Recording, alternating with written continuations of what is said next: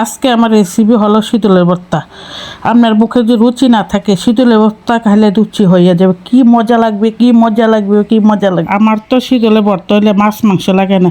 শীতলের ভর্তা হইলে আমি পুরা বাসনে ভাত খাই নিতে পারি। শীতলের ভর্তাটা আমি কীভাবে রান্না করতেছি দেখতে হলে পুরো ভিডিওটা দেখে। প্রথমে নিয়ে আসি পুঁই শাকের পাতা, কারকলের পাতা। তারপর পুঁই শাক কুচি করে কেটে নিলাম। তারপর পেঁয়াজ কুচি নিলাম, রসুন কুচি নিলাম। তারপর ফ্রাই প্যানে তেল দিয়ে দিলাম। তেল দেওয়ার পরে তেলটা গরম হওয়ার পরে পেঁয়াজ কুচি দিলাম, রসুন কুচি দিলাম। পেঁয়াজগুলো লাল লাল হওয়ার পরে বাসমতি শীতলটা দিয়ে দিলাম। বাসমতি শীতল দেওয়ার পরে পুঁই শাকের পাতা, কারকল পাতা একসাথে দিয়ে ফেললাম। পুঁই শাকের পাতা, কারকল পাতা দেওয়ার পর ভালো করে মিক্স করে নিলাম। পুঁই শাকের পাতা, কারকল পাতা কিন্তু এটা আমার গাছের, নিজের গাছের পুঁই শাকের পাতা অনেক ভালো লাগে, কারকলের পাতা অনেক ভালো লাগে। 1 চামচ হলুদ দিলাম, 1 চামচ মরিচ দিলাম। আমরা একটু জাল কম খাই, আপনার যদি জাল বেশি খান আপনার জাল একটু বেশি দেন। এরপর লবণগুলা দিয়ে লাড়া দিয়ে দিলাম। শীতল গুঁড়ো আমি বিবাড়িতে আনছিলাম। বিবাড়ির শুটকি অনেক মজা, শীতলগুলো অনেক মজা লাগে।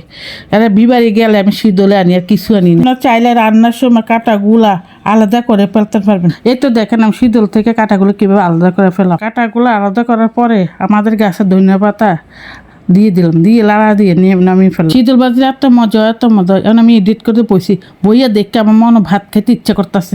আপনাদের কার কার আমার মতো শীতল বাজি পছন্দ কমেন্ট করে জানা।